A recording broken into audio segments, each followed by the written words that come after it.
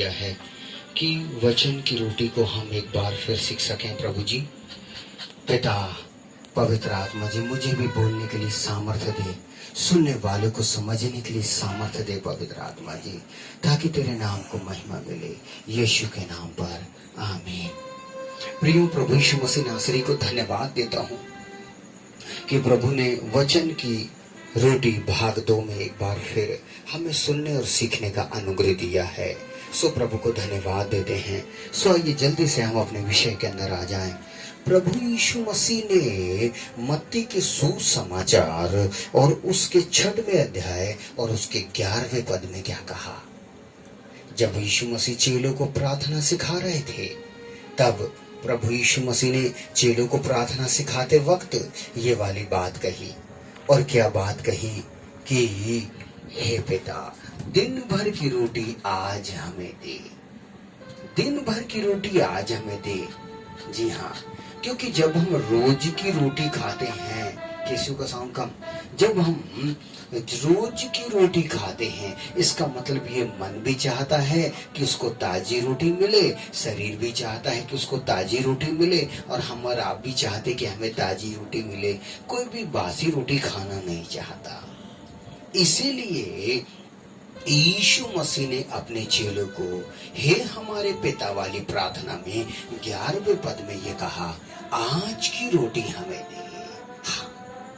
रोज ताजी ताजी रोटी हम खाएं, रोज ताजी ताजी रोटी हम खाएं। प्रियो, ये बाइबल हमसे कहती है। जी हाँ, परंतु यदि हम बाइबल के कुछ तथ्यों के ऊपर विचार करें, तो यदि बाइबल के कुछ बातों के ऊपर हम विचार करें, तो मरकुस रची सुसमाचार और उसका 6वां अध्याय और उसका 12वां पद क्या कहता है। जब यीशु मसीह का जन्म हुआ और यीशु मसीह 30 वर्ष के हुए, तो उन्होंने यरदन में आकर के यूहन्ना बपतिस्मा दाता से बपतिस्मा लिया। और जब उन्होंने बपतिस्मा लिया, सब जन बोले हालेलुया, हालेलुया। और जब उन्होंने बपतिस्मा लिया, तो पवित्र आत्मा कबूतर की नाई यीशु मसीह के ऊपर आकर के ठहर गया। अब यीशु मसीह 40 दिन और 40 रात निराहार रहकर जंगल में चले गए, निर्जल प्रदेश में चले गए। जब 40 दिन पूरे हो गए, तो शैतान यीशु मसीह के पास आया, और जैसे मत्ती 4:4 में हमने शुरू किया था, और उस समय कहा शैतान ने, यदि तू परमेश्वर का पुत्र है तो कह दे ये पत्थर रोटी बन जाए। 3 क्षेत्रों में शैतान ने प्रभु की परीक्षा की, और उसके बाद शैतान प्रभु के पास से चला गया।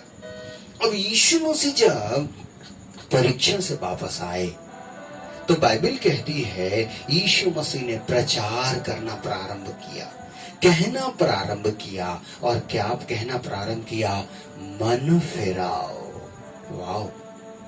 अब आप देख लीजिए, सुसमाचार के अंदर में जो मरकुस रची सुसमाचार, उसका 6वां अध्याय और उसका 12वां पद क्या कहा कि मरकुस रची सुसमाचार में 6वें पद में कि मन फिराओ, क्योंकि स्वर्ग का राज निकट आ गया है।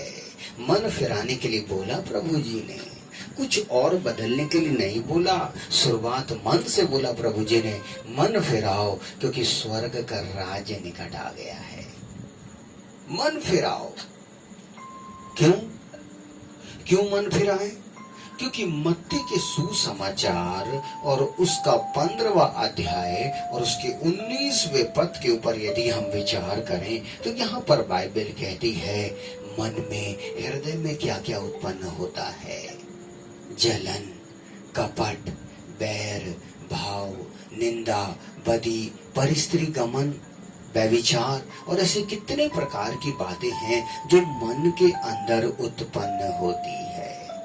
इसलिए तो यीशु ने कहा कि मन फिराओ क्योंकि स्वर्ग का राज निकट आ गया है।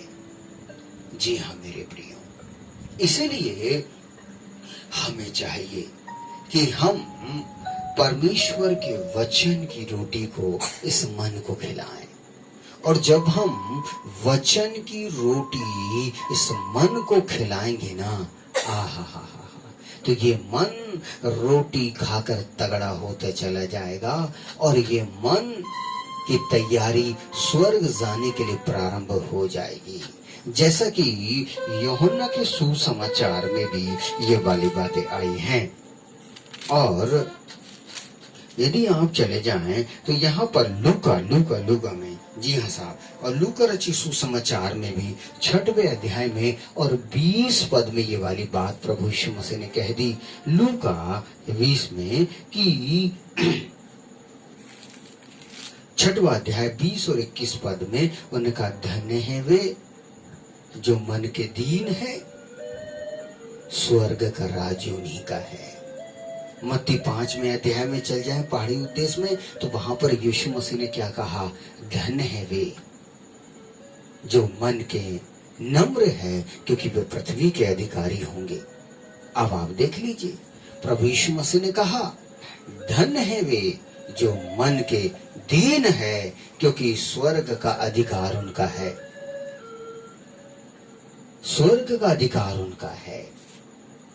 इसका मतलब प्रभु यीशु मसीह क्या सिखाना चाहते हैं प्रियो, मेरे प्रियो, प्रभु यीशु मसीह हमें ये सिखाना चाहते हैं कि मुझको और आपको इस मन को वचन की रोटी खिलानी पड़ेगी। अगर आप यहोशू की पुस्तक 1 अध्याय 8वें पद के ऊपर यदि आप विचार करें तो वहां लिखा है, व्यवस्था की ये पुस्तक तेरे चित्त से कभी ना उतरने पाए, रात और दिन इस पर क्या करना, मनन करना, जब तब तेरे सब काम सफल होंगे। अगर भजन 1 में पढ़ जाएं तो धन्य है वह पुरुष जो परमेश्वर की व्यवस्था से प्रसन्न रहता है और उसकी व्यवस्था पर रात और दिन क्या करता है, ध्यान करते रहता है। तो ध्यान तो मन से ही होगा साहब, और इसीलिए इस मन को वचन की रोटी खिलाना पड़ेगा। और जब ये मन बार बार वचन की रोटी खाएगा तो उन्हें आशीष मिलने में देरी नहीं लगेगी। उसकी शांति फिर उसके अंदर से नहीं जाएगी।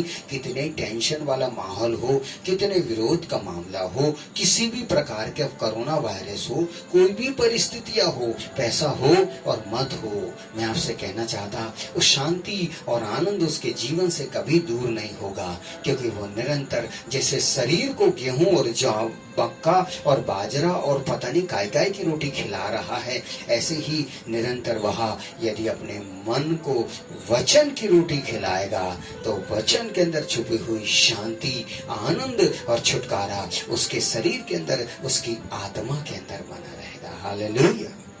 जी हाँ प्रिय, अब आप देख लीजिए, 2 चेले इमाउस के रास्ते चले जा रहे हैं। अगर आप बाइबल के ऊपर विचार करें, लूका रचित सुसमाचार के ऊपर यदि आप विचार करें तो यहाँ पर बाइबल इस प्रकार से कहती 24वें अध्याय में और लूका 24 में, ये 2 चेले इमाउस के रास्ते चले जा रहे हैं।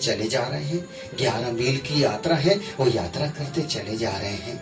वहां पवित्र आत्मा जी और यात्रा करते चले जा रहे हैं और बीच में से यीशु मसीह भी इनके साथ हो लिए और ये चर्चा कर रहे हैं कि यीशु नासरी को क्रूस पर चढ़ा दिया गया, मारा गया, गाड़ा गया, ये हुआ, कीड़े, जमाने की सारी चर्चाएं, जितने घंटा क्रूस की कथा थी वो सब बयान करते चले जा रहे हैं। ऐसे करते करते सांझ हो गई। जब वे घर पहुंचे तो ये आगे जाने लगे तो उन्होंने कहा, गुरु स्वामी, महाशय जी, गुरु जी, आगे मत जाइए, अंधेरा है, आप हमारे घर रुक जाइए। और जैसे ही यीशु मसीह उनके घर के अंदर गए, ध्यान दीजिएगा, और जैसे ही वो वहां पर बैठे और उन्होंने, यीशु मसीह ने क्या करी, धन्यवाद करी, और धन्यवाद करके जैसे ही रोटी तोड़ी, बाइबल कहती है उनकी आंखें खुल गई, उनकी मन की आंखें खुल गई। इसका मतलब सही समय पर यीशु मसीह ने उनके मन को, जैसे ही वह उनके मन ने वचन की रोटी खाई, वे प्रभु को पहचान गए। हाँ मेरे प्रिय, इसलिए आज हमें नितांत आवश्यकता है कि हम इस मन को निरंतर वचन की रोटी खिलाएं। और अगर आप वचन की रोटी खिलाएंगे तो हमारे मन में शांति और आनंद और चंगाई को फिर कोई नहीं छीन सकता। लेकिन अगर आपने सही समय पर इस मन को वचन की रोटी नहीं खिलाया, संसार की रोटी अगर आपने खिलाई, तो फिर संसारिक बातें आपके अंदर आएगी, फिर संसार आपके एक्टिविटी में दिखाई देगा, आपके व्यवहार में दिखाई देगा। परंतु यदि आप वचन की रोटी खिलाएंगे मन को, तो फिर हमारे सब जगह पर वचन दिखाई देगा। इसलिए मेरे प्रियो, मैं आपसे कहना चाहता कि आप एक वचन जरूर बाइबल के अंदर में बिल्कुल विचार कर ले। मत्ती के सुसमाचार उसका 6वां अध्याय और उसका 31 पद बाइबल कहती है, हम क्या खाएंगे।